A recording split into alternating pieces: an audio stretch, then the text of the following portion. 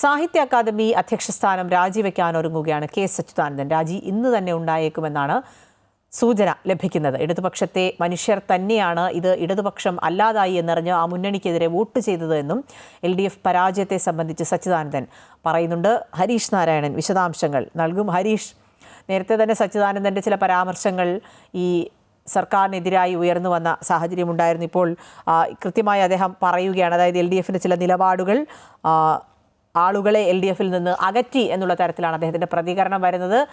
രാജ്യസന്നദ്ധതയിലേക്ക് കാര്യങ്ങൾ പോവുകയാണോ? മറ്റു വിവരങ്ങൾ?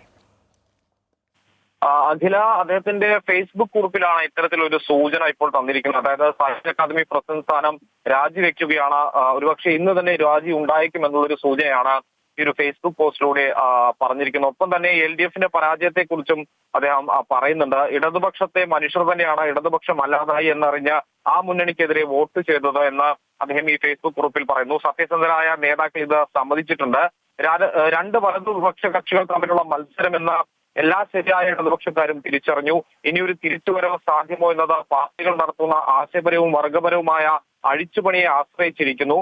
തുടർഭരണവുമായി ബന്ധപ്പെട്ട സച്ചിദാനന്ദൻ അഭിപ്രായം പറഞ്ഞത് നേരത്തെയും വിവാദമായിരുന്നു. അതിനുശേഷമാണ് ഇപ്പോൾ ഇത്തരത്തിലൊരു ഫേസ്ബുക്ക് പോസ്റ്റിലൂടെ അദ്ദേഹം പ്രതികരിച്ചത്.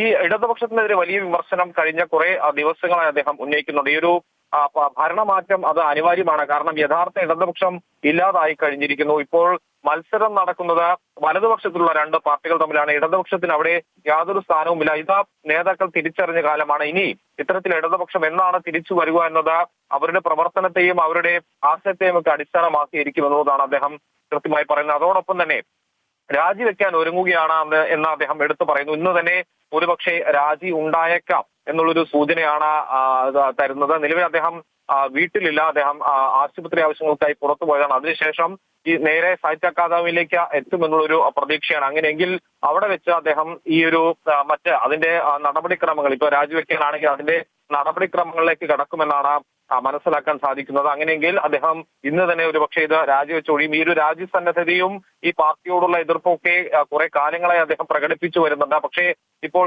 ഒരു തോൽവി കൂടി നേരിട്ടതോടുകൂടി അദ്ദേഹം പറയുന്നത് ഈ ഇടതുമുന്നണി അത് പൂർണ്ണമായും ഇല്ലാതായ ഒരു സാഹചര്യമാണ് നിലവിലുള്ളത്. അത് പാർട്ടി നേതാക്കൾ തന്നെ തിരിച്ചറിഞ്ഞ സാഹചര്യത്തിൽ താൻ ഈ പാർട്ടിയിൽ നിന്നും അല്ലെങ്കിൽ ഈ ഒരു സ്ഥാനം രാജിവെച്ച് പുറത്തേക്ക് പോവുകയാണ് എന്നുള്ളൊരു കാര്യമാണ് അദ്ദേഹം ഇപ്പോൾ വീണ്ടും ആവർത്തിച്ചു പറയുന്നത്. കഴിഞ്ഞ കുറെ കാലമായി അദ്ദേഹം ഈ പാർട്ടിക്കെതിരെ എടുക്കുന്ന നിലപാട് വലിയ രീതിയിൽ പ്രതിസന്ധി സൃഷ്ടിച്ചിരുന്നു.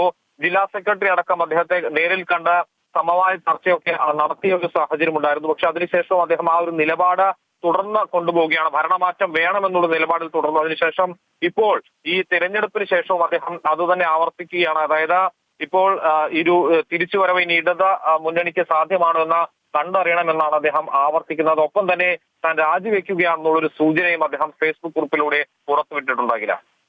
ഹരീഷ്, ഈ മുൾക്കിടക്ക ഞാൻ നാളെ ഒഴിയുകയാണ്, അങ്ങനെയാണ് സച്ചിദാനന്ദൻ അദ്ദേഹത്തിൻ്റെ ഫേസ്ബുക്ക് പോസ്റ്റിൽ പറയുന്നത്. അതായത് സാഹിത്യ അക്കാദമി അധ്യക്ഷൻ എന്നുള്ള തരത്തിൽ അദ്ദേഹത്തിൻ്റെ ആ ഒരു പദവി ഒരു വലിയ പ്രശ്നമാണ് എന്നുള്ള തരത്തിലാണ് ആ പ്രതികരണത്തെ കാണേണ്ടത് എന്നാണ് എനിക്ക് തോന്നുന്നത്. ഏതായാലും അടുത്ത മണിക്കൂറുകളിൽ ഒരുപക്ഷെ ഇതുമായി ബന്ധപ്പെട്ട കൂടുതൽ വിവരങ്ങൾ വരും എന്നുള്ളതാണ് മനസ്സിലാക്കുന്നത്.